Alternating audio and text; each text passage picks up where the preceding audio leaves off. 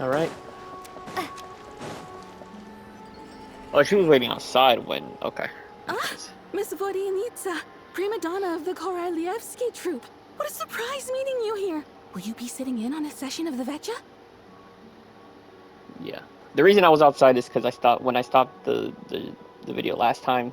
I was inside, but I stopped and I did some exploring. So I leveled up that sword too. So yeah, I did that, and that's the reason why I'm outside and not inside.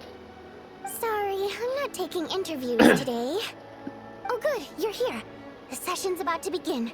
Let's get inside. Please wait, Miss Vodyanitsa. Could you introduce me to your new friend? We just walked away. We just walked away. You didn't have to do her like that. That's crazy. I understand we're busy, but like, damn, you just didn't have to do her like that. It was only one. Oh my god. As the rooster, Puccinella shares. Oh wow, he's gonna be here already. Oh shit, we're gonna see Puccinella. In summary, the energy management commitments made for the outgoing period have been delivered upon. Furthermore, both the production and consumption of Kresnik Crystal show clear signs of stabilizing. The relevant agencies have assessed the present circumstances and determined that the status quo can be sustained until the next period. For detailed statistics, I would refer you to the industry reports that have been distributed to all persons present. It should also be noted that while the recent blizzards have led to a significant increase in people's energy expenses, this is strictly a short-term phenomenon associated with a remotely located monster. Her Majesty the Tsaritsa is giving her full attention to this matter. We should have every confidence that it will be dealt with swiftly and conclusively. A financial report on disaster relief is also present in this report, courtesy of Pantalone.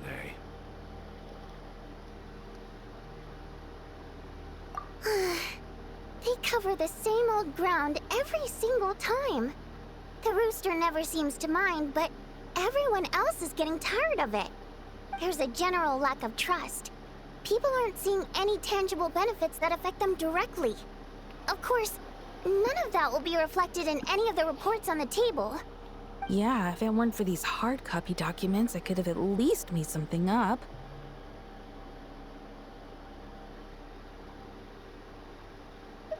Oh, don't mind me. I'm just out here trying to hit my interview quotas. Bring out the kvass. Ever read it? Best-selling newspaper in town. If I remember correctly, you guys don't even have a sales permit. You have to sell from stalls on the street. Okay then, best-selling street stall newspaper in town. Still counts. Yeah, I guess. That's one way to put it. Order! We will now open the floor to the representatives. If there are no further substantive issues to discuss, we will then proceed to a vote on this motion. Snezhnaya has a long tradition of treating members of the Fatui armed forces and their dependents favorably.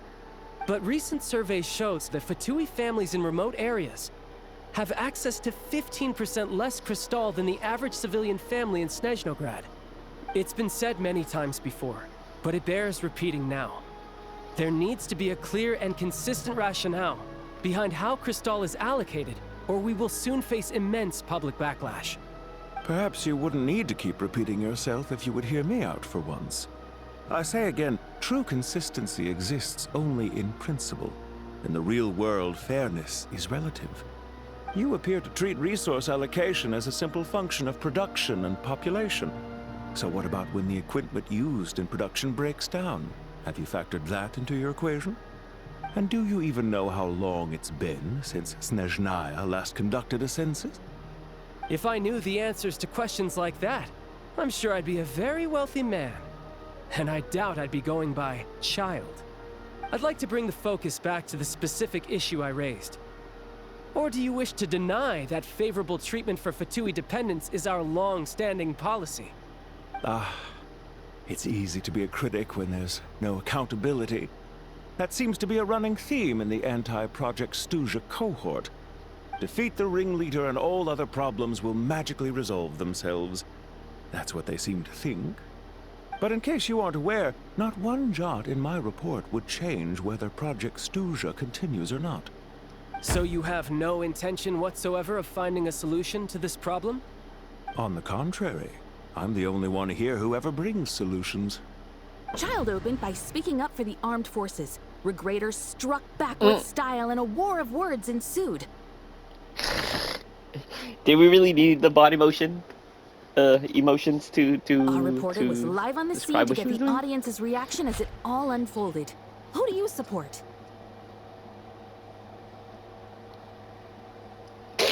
Just to be funny. Just to be funny. People have spoken.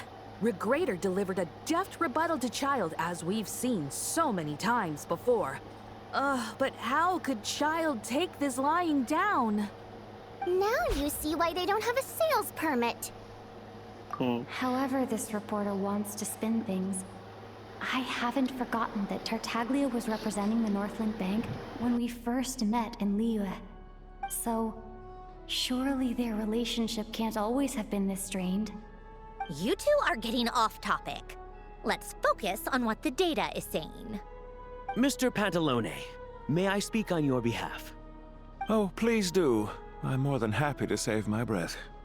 Crystal distribution policy undergoes modifications with each new period. The ultimate goal being to find the most reasonable method of allocation, which I believe is what Mr. Tartaglia also seeks. But I fear many may have been misled on this topic by extremist activists. To clarify, Project Stuzha is not the root cause of the problem. It is merely a framework for resource distribution. The most recent reports all point to Snezhnaya's resilience and adaptability during this period of fine-tuning, and give clear indications that a distribution framework is improving with each iteration. To make drastic adjustments without first considering the risks would likely do more harm than good. It would be a waste of the hard-won experience we've gained to date. Rooster, sit Renowned your ass scholar down. of finance, Arapov spoke up to clarify the fiscal logic, clearly alluding to social organizations like the Rokot in his words. With the notorious Lelex still active to this day, should the Rokot be held responsible? No, there is someone else to blame. I see. And who would that be?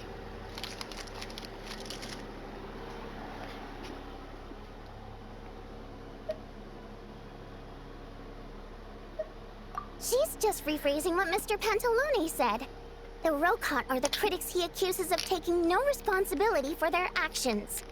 As for Lilik, you won't have heard of him yet. He's currently the most famous member of the Rokot. Well, more like infamous. Ending Project Stuzha has become an obsession for him. Unlike the more decent ones among us, he believes that votes in the Vetcha are all that matter. So whether it's threats, coercion, or bribery, he'll use whatever means necessary to get people to change their vote. I see. I see. And since we're already on the subject, what do you think of Lelek's methods? Are you for or against?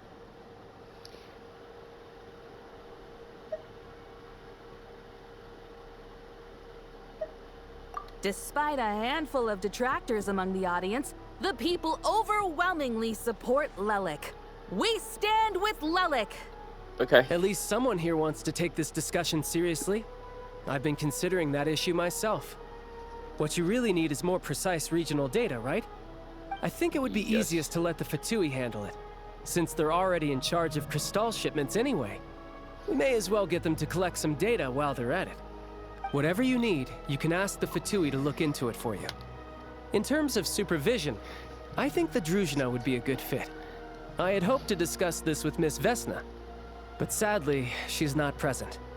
I will be happy to take a note of your suggestions and present them to Commander Vesna for a decision upon her return.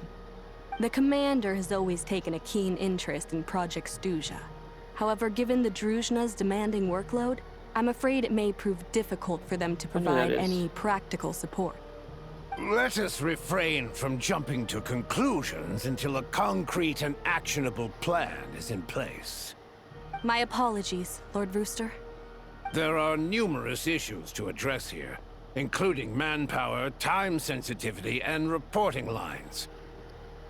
Nevertheless, I support drafting a proposal. Follow the usual procedure, and it can be raised as a new motion for all parties to evaluate at the appropriate time. In that case, I'd like to share one thought before the proposal is drafted. The issue of time sensitivity was raised just now, which I presume relates to the official reports. In fact, the Energy Commission already collects regular statistics on each urban center and its surrounding area. Would these be of any use? That's a good idea. I read every issue of Sviet Lolaidovka's report, and although my focus is mostly on the section about equipment operation, the energy consumption statistics also yield a lot of insights. Be that as it may, does no one see an issue with using local data to determine crystal quotas? In the long term, it seems like a very risky solution. Not if they are used purely for reference. So long as we have the report from the Northland Bank's headquarters to corroborate it, no one will be able to fool me. Very well then. It appears that this arrangement is acceptable to all parties. Yeah, sounds good to me.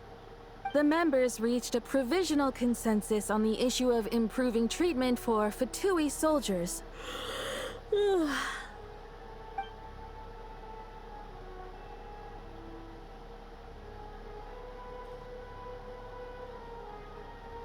Today, the prima donna of the Korailievsky troupe attended a session of the Snezhnaya Vecha in the company of a most charming young lady. The question on all our minds is, what is the true nature of their relationship? We're a couple. Write anything like that again, and I'm revoking your permission to interview the troupe.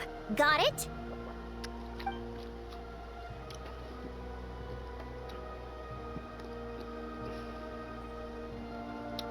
I'm joking. We're already taken by Lisa.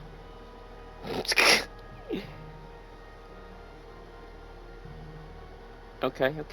Now then, if there are no further contributions from those present, we shall proceed to the final vote. Hey, check it out! What made him vote against? Why now?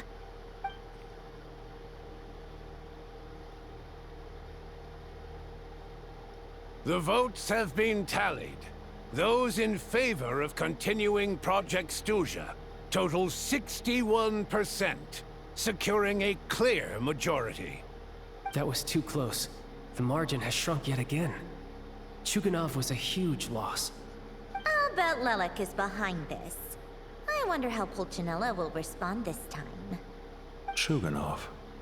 I see. Lelik strikes again. Yes. Go, Lelik. Once Project Stuzha is defeated, our unwavering support at Bring Out the Kvass will finally pay off when we make our comeback. I can taste our victory already! In accordance with the result of this vote, Project Stuzha will remain in effect until the next Vecha period.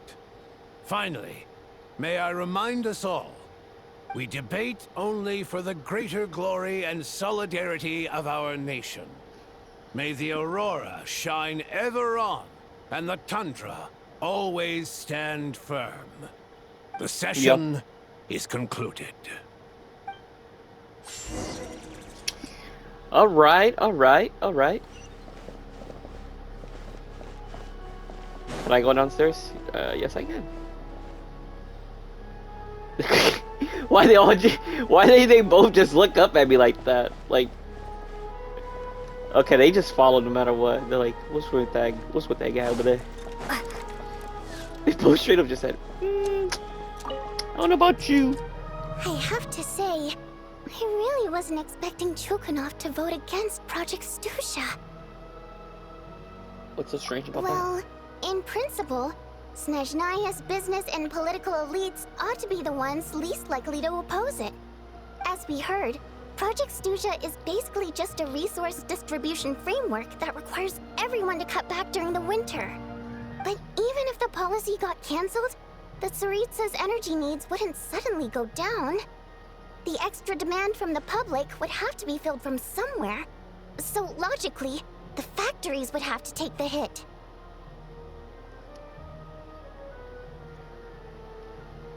I got a letter from Mr. Mitya just before today's session.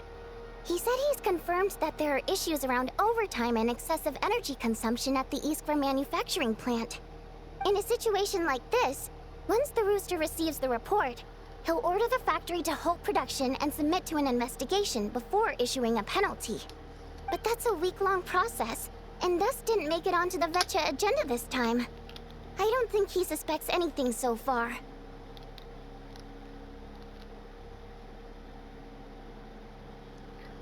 Exactly. And as you know, he's a very selfish person. I was originally gonna try and flip him after he received notice of the official sanctions.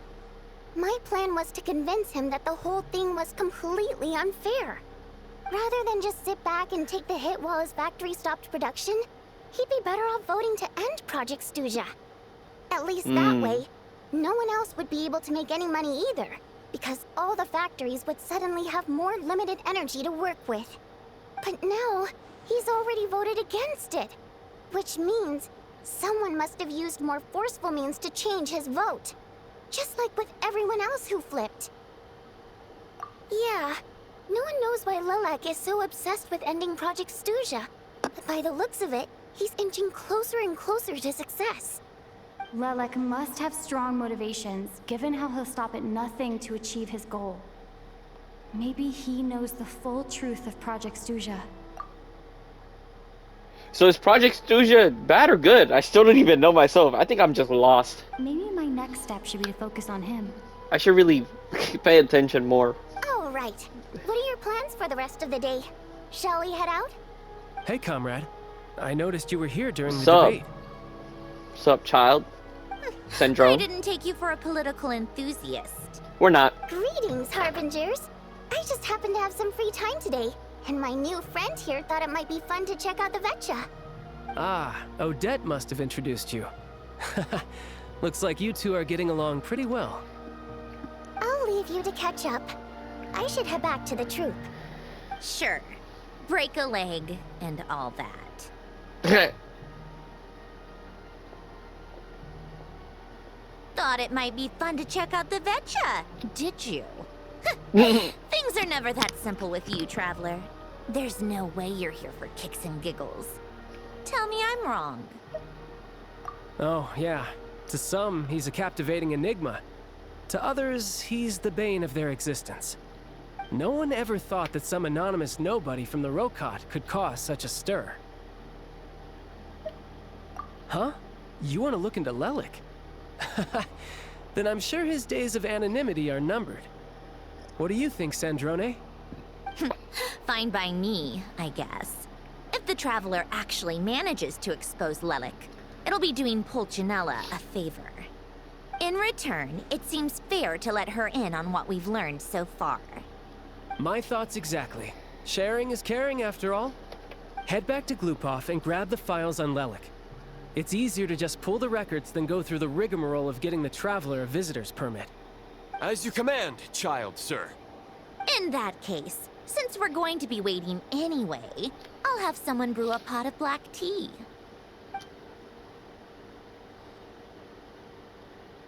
Alright. One common thread among the many incidents Lelik has been involved in is that the victims are all too scared to share any real information about him. Clearly, he must have threatened them in some way. His modus operandi is to silently infiltrate the scene and leave a threatening letter behind. But neither the letters nor the crime scenes ever yield any clues to his identity. So all these files have to offer are short statements by the people affected. They don't give us a lot to go on. If nothing else, it shows we're dealing with a trained professional who's versed in counter-surveillance.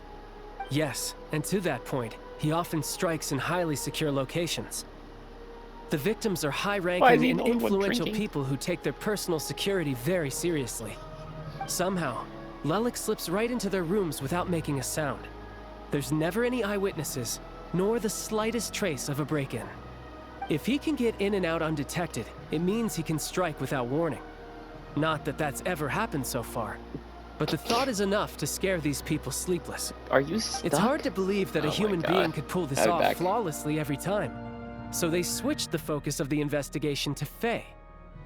Unfortunately, no one's found anything yet. I see. Careful. Don't underestimate me. Although, truth be told, I'd probably find it hard not to blow my cover. Direct confrontation is more my style. We haven't ruled out the possibility of Lelik being human.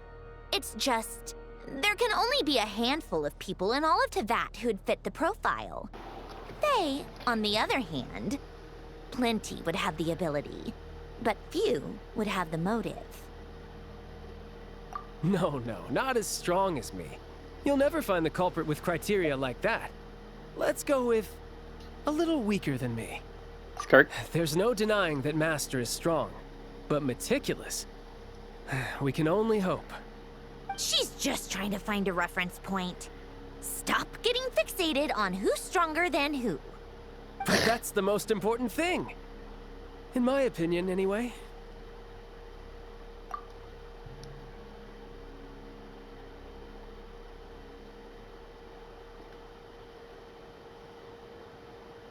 Odette? Yeah, that seems about right. Her skills are solid, and she's always calm under pressure. Except she's Fatui, so the likelihood of her working against us is pretty low. But yeah, much more accurate than your previous example, at least. No, wait a moment. Maybe we should interrogate that assumption. What do you mean? Which assumption? Her Fatui identity doesn't necessarily exonerate her. And when you think about it, the Rokot would be precisely what she needs to conceal her identity. Plus, she wouldn't need to be such a pro at covering her tracks. She'd already know where the Fatui will be and when, so she could choose the perfect time to act. Oh, yikes. I was just thinking out loud. Why is this starting to sound like such a convincing theory? Still, what reason could Odette possibly have for trying to call off Project Snezhnaya? Arlecchino would be the best person to ask.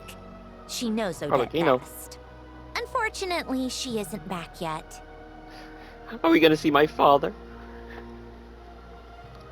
Rosaline used to open up to her in private about her struggles with Odette.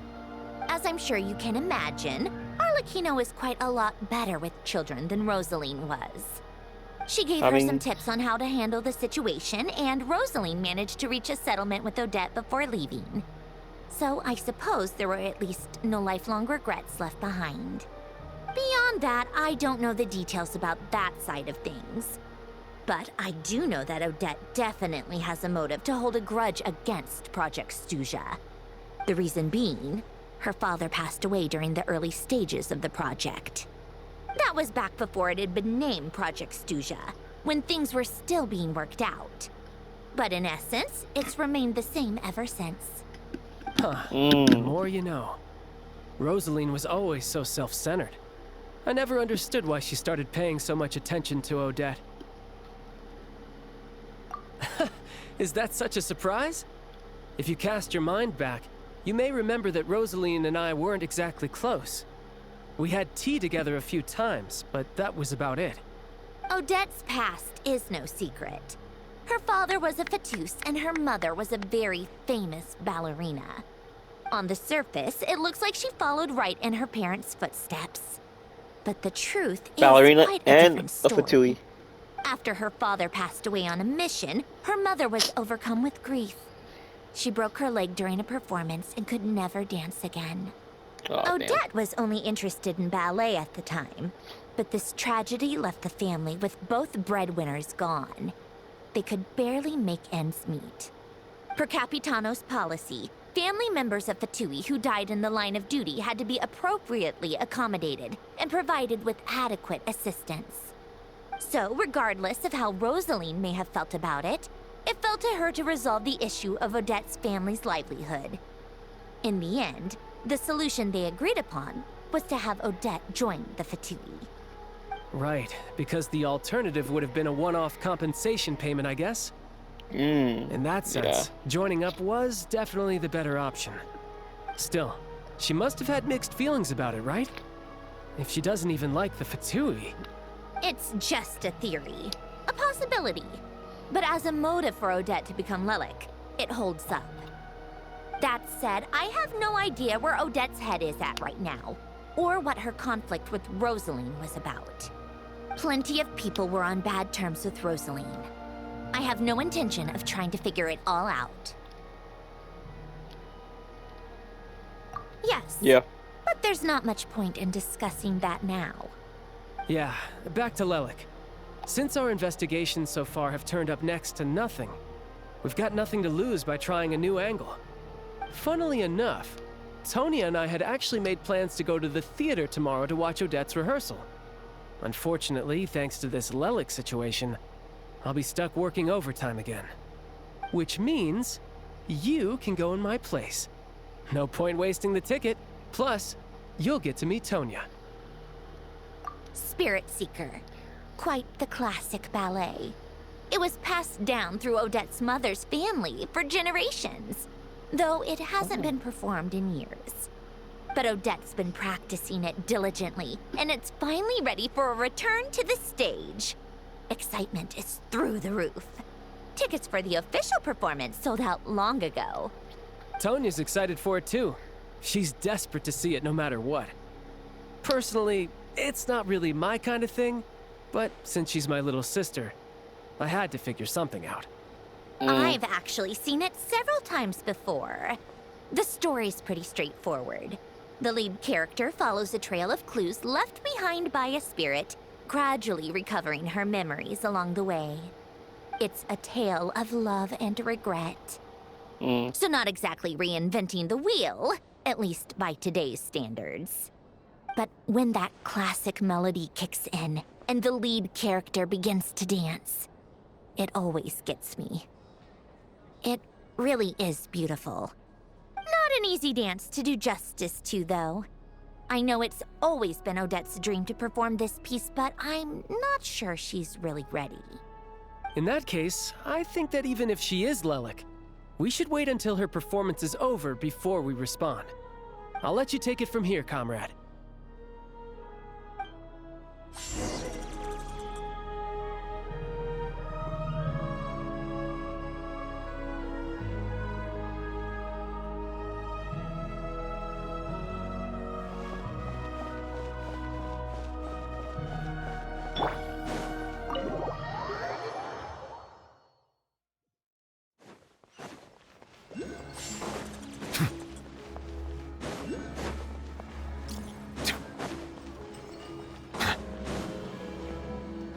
Look who it is. That girl from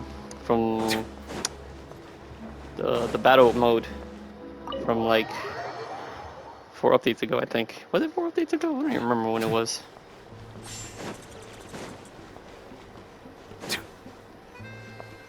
I don't remember when it was. Sounds like you made a ton of progress today. It's good that everything's going so smoothly. Next step is to head back to the theater and get a clear answer from Odette. Either way, Paimon doesn't get the sense that she's a bad person. Sure, she might have done some pretty extreme things, but Paimon bet she has her reasons. Maybe this is going too far, but like, with everything she's managed to do so far, wouldn't it make more sense in theory to be even more, you know, heavy-handed? Why leave a letter when she could, well, we know there are plenty of other ways to keep people in line, right? The point is, she could have gone further, but she didn't. So, if it is her, she's got some principles at least. Yeah! Well, all you can do is follow the facts wherever they lead. No change, really. But that thing Paimon told you about yesterday? Paimon feels like she can sense it more clearly now. Hearing you talk about your day makes Paimon itch for an adventure. If only she could be there with you so we could experience here. Yeah, I wish you could be there too. I'm not used to adventuring alone. But don't worry, we'll get to the bottom of this. Guess it's just one of those things. Never mind. Paimon will behave herself and keep resting.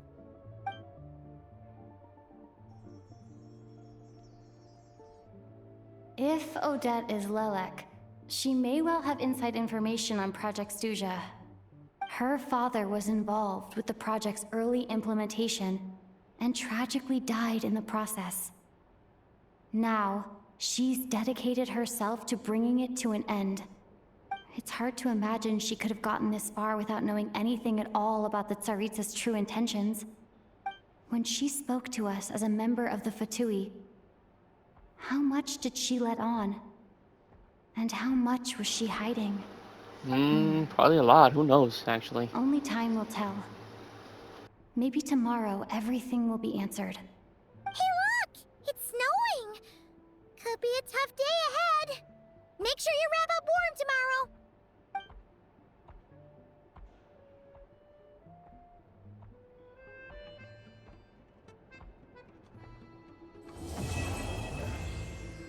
And that's it. Wow, that was not gonna lie, that was a really long chapter 1. Not gonna lie. Let's just stop there for now. We could do the rest later. Well, see you guys. This is the end for part 1 of Act 1, I mean. So now we're going to Act 2 next episode. See you later. Settle down.